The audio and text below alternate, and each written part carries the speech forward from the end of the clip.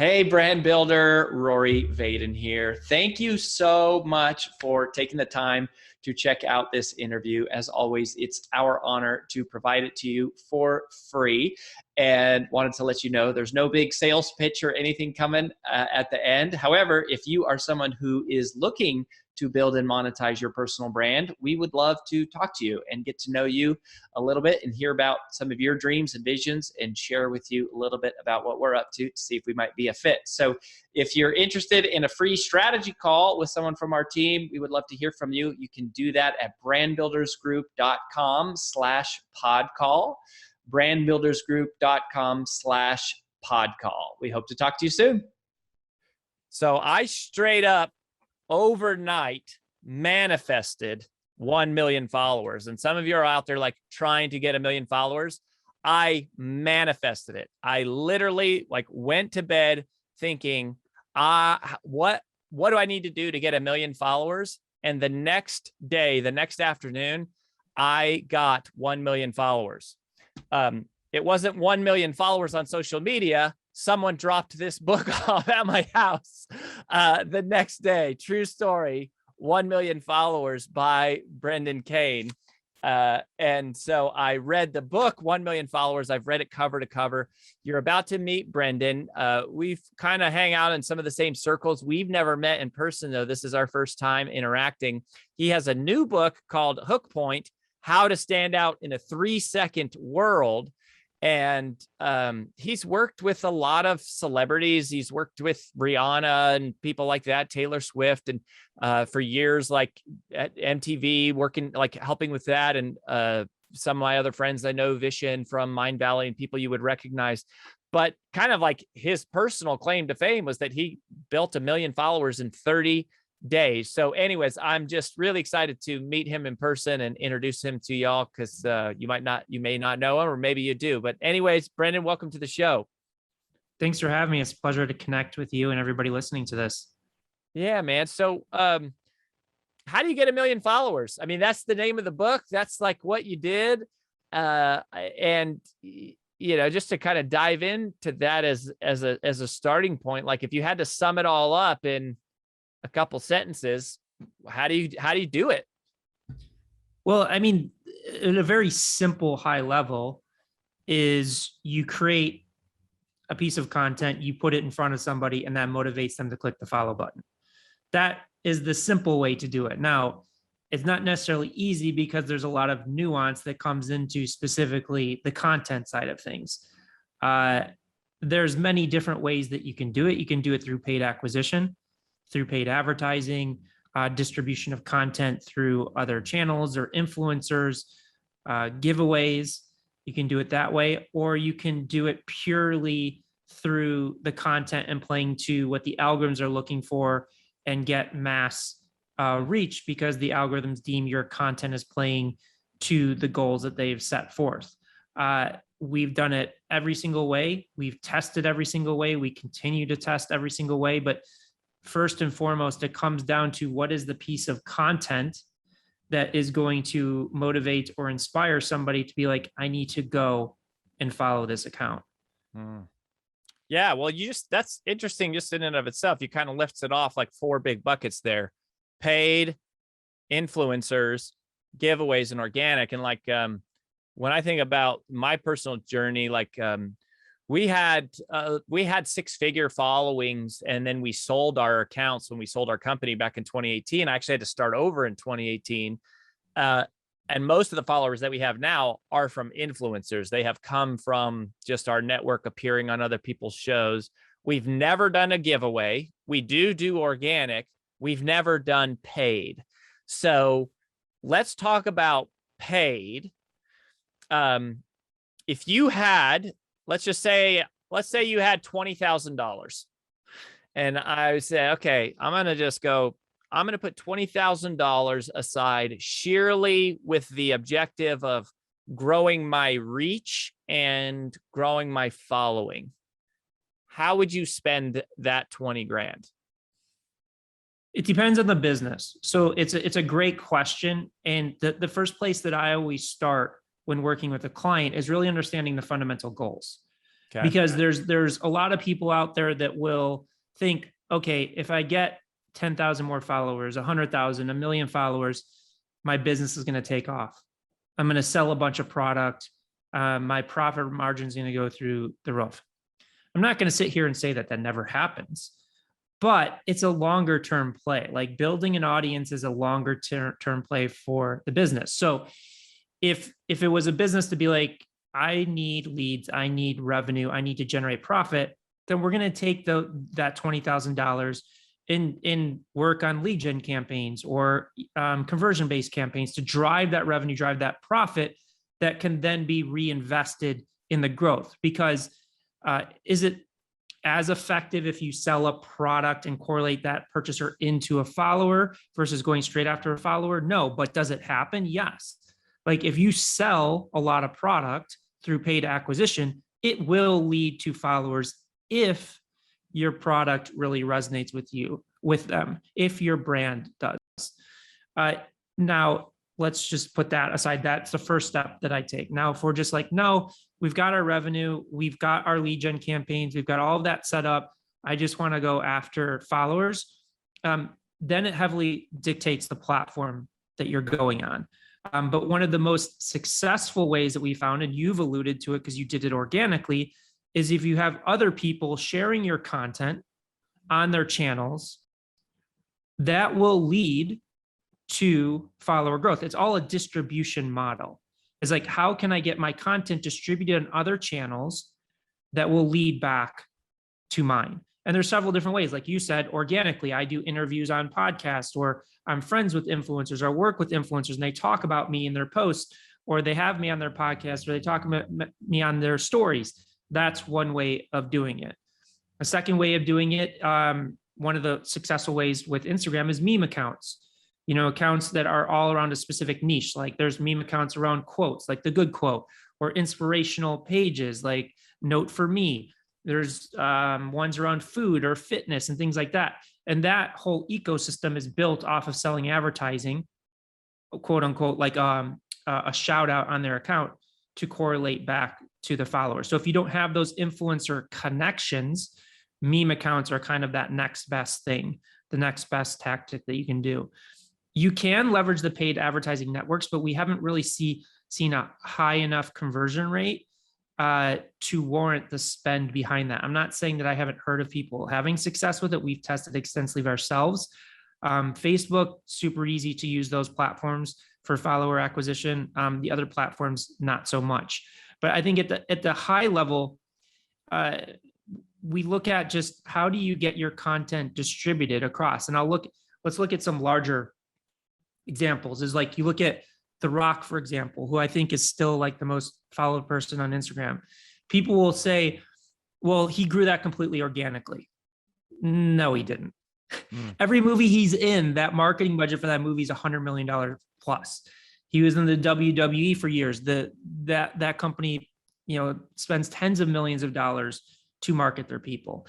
Or if you follow tennis, recently, a young girl, an 18-year-old girl, won the US Open. She went from, I think, like 100 or 200,000 followers to 2 million followers in a 2-week span. Wow. Because of that distribution of her being on television. There was another breakdown that I saw a guy hit 1 million subscribers on YouTube. He did a collaboration with Mr. Beast. So if you want to just think about generating followers at a high level, it's all about how can I get my content distributed in front of the audience that I want, and making sure that that story or that connection to that content they're seeing will correlate back to them saying, well, I want to follow this account. So it's like what I learned early on in the movie industry when I first started is go where the traffic is, don't start it from scratch. And even the core social platforms we're talking about were built this way. So YouTube was sold for $1.7 billion, and I think it was under 24 months. How did they do that? Well, the predominant player at the time was MySpace, and MySpace didn't have a video player. So YouTube had created one of the first embeddable YouTube players. So people that had MySpace profiles would see their friend upload a video to YouTube or take a movie trailer or something, put it on their profile. And then when you saw your friend had one, you would click the YouTube logo because you're like, I want one. So that's how YouTube scaled their traffic so quickly, is harnessing the traffic of a different source. The same principles apply to growing a social following. And as we mentioned, there's many different ways that you can get your content in front of people, but it's all about how do we get our content, our brand, our message out to where the traffic is, and then drive it back to follow our account. Wow. Yeah, that is such a simple but powerful concept. It's interesting. And so when I said, if I was going to put money into it, your thought would be not going promote your page or take a piece of content and like boost it or run it as an ad on Facebook or Instagram. But your thought would be to go, where can I find like a meme account? More like you're paying an influencer, or you're paying whatever you could, whoever that person, more like a brand deal rather than run it as advertising. How do you find those? How do you find those accounts, and then how do you contact them and like get their rates and pricing and stuff? Yeah, finding them is just searching. Like, one of the greatest assets and the reasons that we're successful that I find other people don't do is we are constantly doing research. Like, I've been in the social media space since 2005. And still to this day, me and my team are always passing references back and forth, looking at content creators. And if you do that, it's pretty easy to find. Like, you just search, like if you're a fitness instructor, go into Instagram, go into Facebook, type in fitness, see what type of accounts come up that are meme driven. Again, it's not an influencer, it's not a brand, it's an account all about that. Or like travel, there's a lot of travel based ones, like Beautiful Destinations is a perfect example of a meme account around travel. So it takes a little bit of time, but it's pretty easy to find if you're actually looking for it. And then most of these companies, even influencers themselves, they'll have an email for business opportunities, contact this email, or you can direct message them and you can straight out ask them, like, what does it cost to work with you? So it's not super difficult to find. It takes some time, but I recommend that if you're spending any dollar, don't go with the first person you find. It's like, actually do your research, do your due diligence of who works, and then always test. Don't spend all of your money with one account until they've proven themselves with you. It's the same with like in 1 million followers. As you remember, I interviewed a friend of mine who is the chief growth officer for a company called FabFitFun. They reached $1 billion valuation in a matter of a few years, and it was all through paid acquisition. And they've tested over 10,000 influencers. The last time I talked to them, it's probably well over that. And the thing is that they, the model they have written on their walls is, we love low CPAs. So that's their benchmark, is they love low cost per acquisition. So everything that they do is benchmarked across that. And that goes again to influencers, is like they would test and constantly test these influencers. They wouldn't put all their money into Kim Kardashian. They would test to see, well, who's generating the content, who's generating the reach, the engagement, and that key KPI that we're going after. Same principles apply here, is you test and you iterate to find what is the best growth mechanism for hitting our key KPI. In this case, we're talking about social followers. Interesting. And so there was actually, before you move on, it was interesting. I was watching a video last night, and I haven't seen the show, but Squid Game on Netflix is the hot commodity. And I think it was Colin and Samir was doing a breakdown of it. And they said that one of the actors is now at 19.6 million followers off of that show. Vans, which the key characters are watching, their sales are up 7,000%. So again, it just goes back. And the thing that I want to ingrain in everybody's head is, go where the traffic is, harness it to your ability. But just because you go where the traffic is doesn't necessarily mean it's going to correlate if the content's not there. Like, for example, if Squid Game was no good, if the show sucked, would that actor have hit all of those followers? Would Vans have that increase in sales? No. So just because you get on Netflix, just because you get on a meme account, or if you've ever run a paid ad, just because you're getting in front of people, doesn't necessarily mean it's going to correlate to the action if the content is not designed properly. Yeah. So I want to talk about the content, but on the topic of dollars, I mean, this is, I think, I mean, there's so many takeaways. I mean, I've got like just all these pages that are earmarked in here. But like one of the, I mean, you hear about it a lot, but something it seems like you've done is you just kind of split test. And so like in my mind, I'm thinking, okay, if I'm going to go target like a meme account, not only do I want to do a lighter budget with them, I probably want to test that piece of content organically on my own place, put some money behind it to see how it responds in cold traffic, even just like whatever, few $100 or something, and then try to show up and play the hits, basically, like give them the best, the best stuff that I already know performs, and then just basically use them to throw gasoline on the fire. Yeah. Yeah, I mean, I wouldn't so the way that I would approach that is see how it performs organically. If it's not performing organically, putting paid behind it, and we can talk about the algorithms if you want, but you're basically training the algorithms that your content's not good.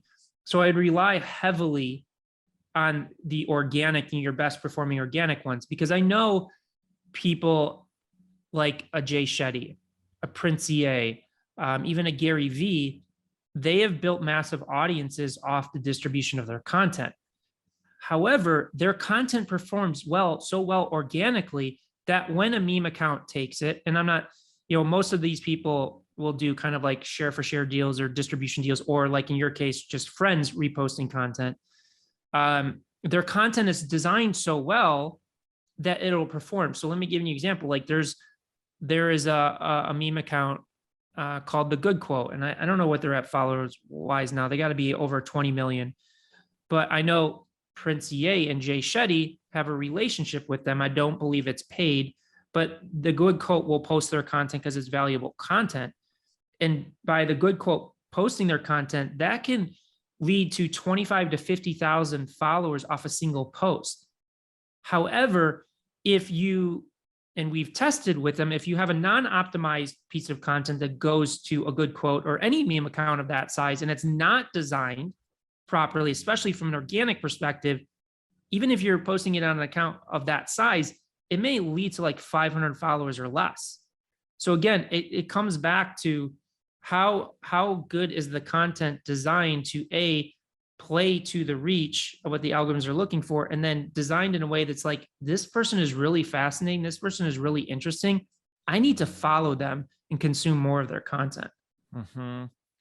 Now, when you say that like people like Prince EA and whoever, that they have built their followings based on distribution, that's what you're saying, is that basically they either, their content performs well organically, and then they either build organic relationships with influencers like what I'm talking about, or they'll just pay to have their content displayed somewhere where there's a lot of traffic.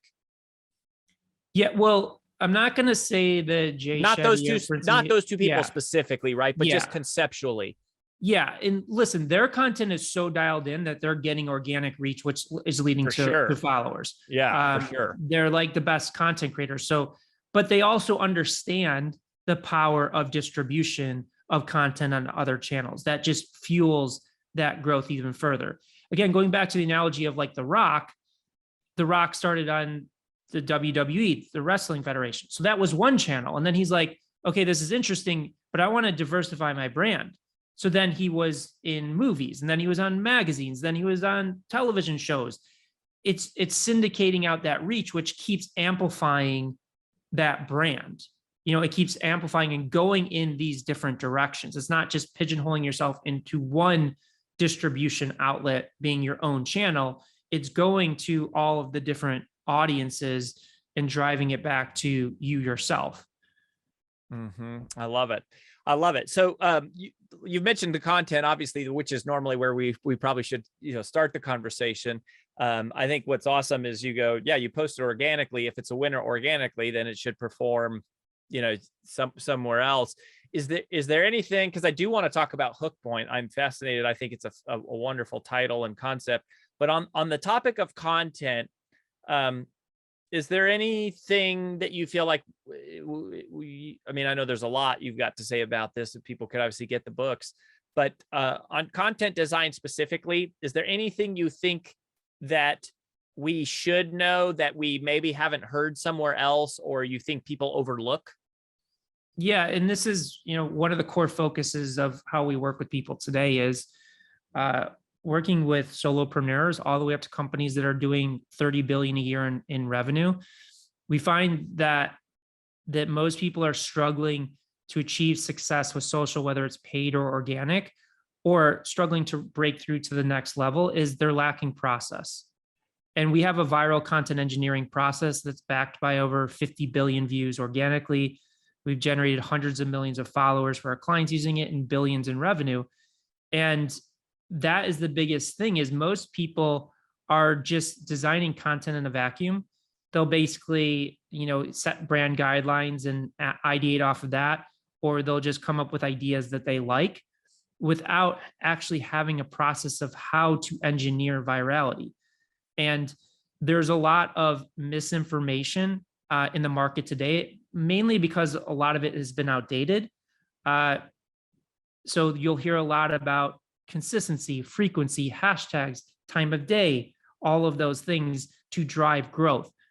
And yes, was there a point in time in social media that stuff worked? Yes. But it really doesn't work as well anymore if your content's not dialed in. And the reason is the amount of people on social media. So I remember when I first started in this space, Friendster was kind of on the fringe, but MySpace was the big player. And I remember when MySpace hit 1 million users, we're like, oh my God, that's a ton of people using this social media platform. And this was like 2005, 2006. You fast forward to today, there's 3.96 billion people on social media.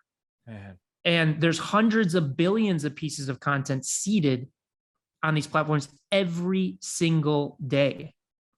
So we went from 1 million people on MySpace to 3.96 billion people producing hundreds of billions of pieces of content every single day. So what does that mean? I mean, there's only, when you open up any of these apps, no matter which one, they can only seed you one piece of content at a time. It's not like they can seed you 1 million pieces of content for you to choose from. So the algorithms, and there's a lot of conversation around the algorithms, what they are. There's a lot of demonization. There's a lot of myths about it. Like one of the biggest myths about algorithms, they're there to get you, they're suppressing your reach to get you to pay for it. And it's completely false, because then that means nobody would go viral organically if that was the case. The algorithms have one job and one job only: to keep people on the platform longer. Because the longer you stay on the platform, the more ads they can serve you. In addition, that means they're having a better experience, and it takes your attention away from the other social platforms. So these algorithms have billions and billions of pieces of content to choose from to keep you on the platform longer. So that's where people are really struggling is, and I've seen it across the board. I've seen people generate purely organic followers and have suppressed reach. And I've seen people that have generated purely off of paid and are going viral. So I've seen it across the board that the most important thing is the content. Is the content playing to what the algorithms are looking for, which is holding people's attention? And I'll give you an example. We're launching a magazine called Viral Content Engineering, and I was interviewing a friend of mine that just hit 20 million followers on TikTok. His name is Alex Stemp. You should look him up. He's amazing. And we were doing an analysis of his content. We looked at his highest viewed video, which was 90 million views. And we looked at another video that was 5 million views, which is kind of like the 3 to 5 million is his average. The 90 million view, the retention was 28 seconds average. The 5 million was 21 seconds. So we're talking about a 7-second differential that made up 85 million views in performance. Wow. That's the world that we're living in. It's just a cutthroat world based upon the amount of content that's published out there. So that's where it's really having a solid process to follow in creating content is critical so that you're not relying on luck. Yeah. So basically you're talking about a structure and a process for ideating, shooting, editing content that's just holding people's attention for as long as possible. And in this case, it's that extreme, like 7 seconds can make a massive, massive difference. But it's really the game. It's not even necessarily to make good content. It's just to make content that holds people's attention, which doesn't necessarily have to be good per se. I don't know that I agree with that. I would say that to hold people's attention, there has to be something that's good about it because of the amount of choice that we have in terms of content. Because if the content's not good, I know that there's 50 other pieces of content I can find.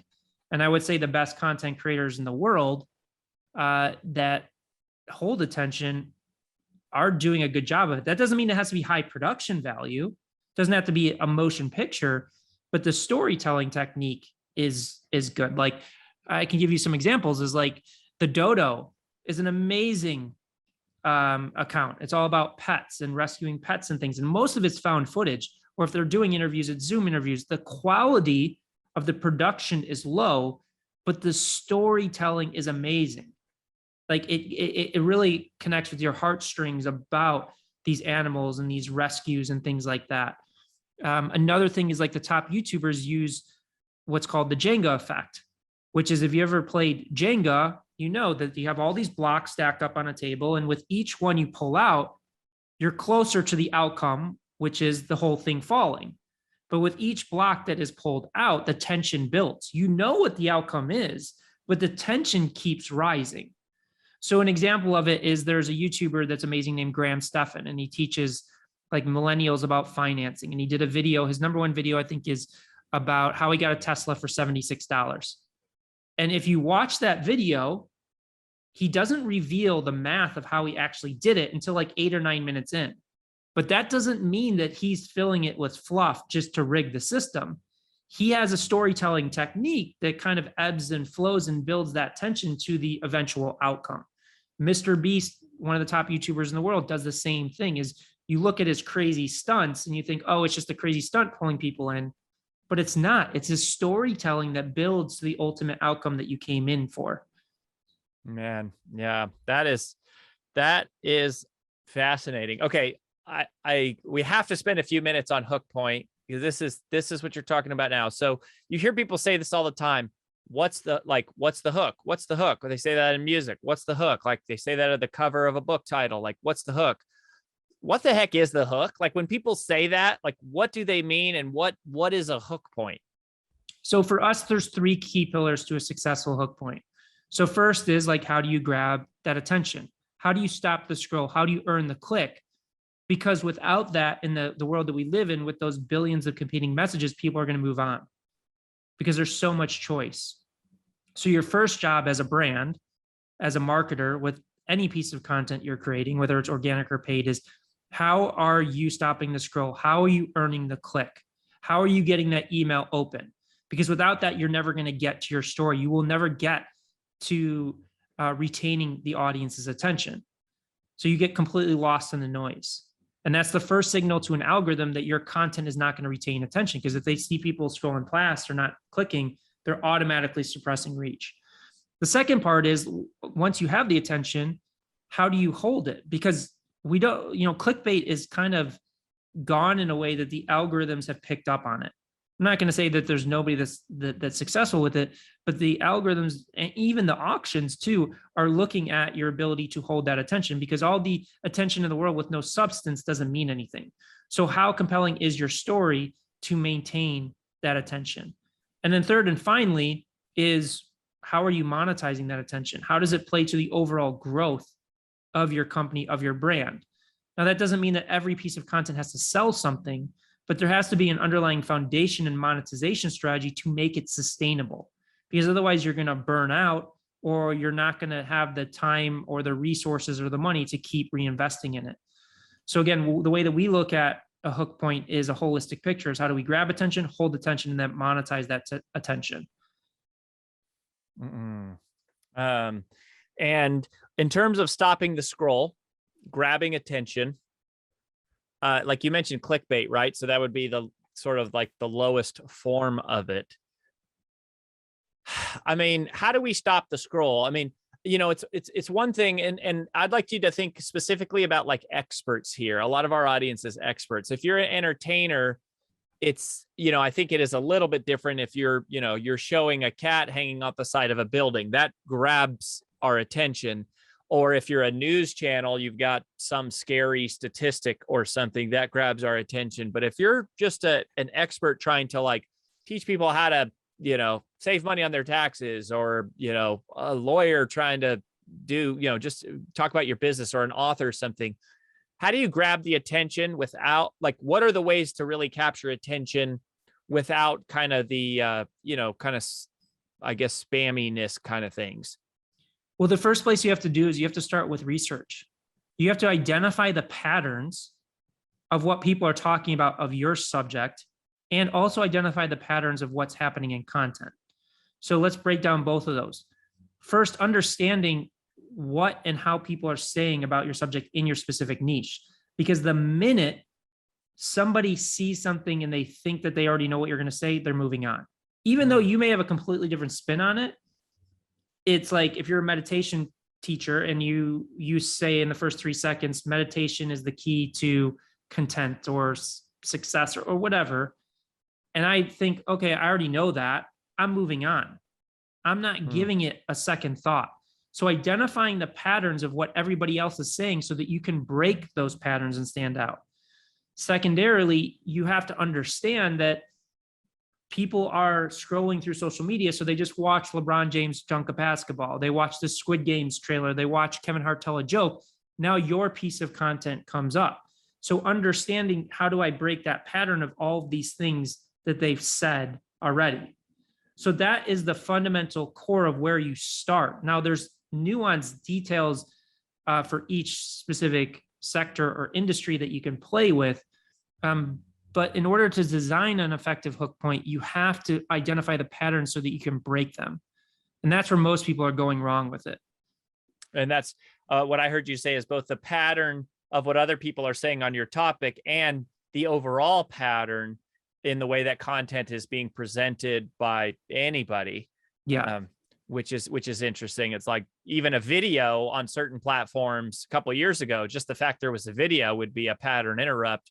And today it's not at all, because we all are used to seeing content that way in the feed. Phenomenal stuff. Brandon, where do you want people to go? This was awesome, man. Like you're really, really brilliant and just have a real natural mind for this. And I love it, because I don't find it to be something, we're pretty good at making money, but I don't think we're as naturally good as at the marketing pieces. And I love this. So where do you want people to go if they want to learn more and connect with you?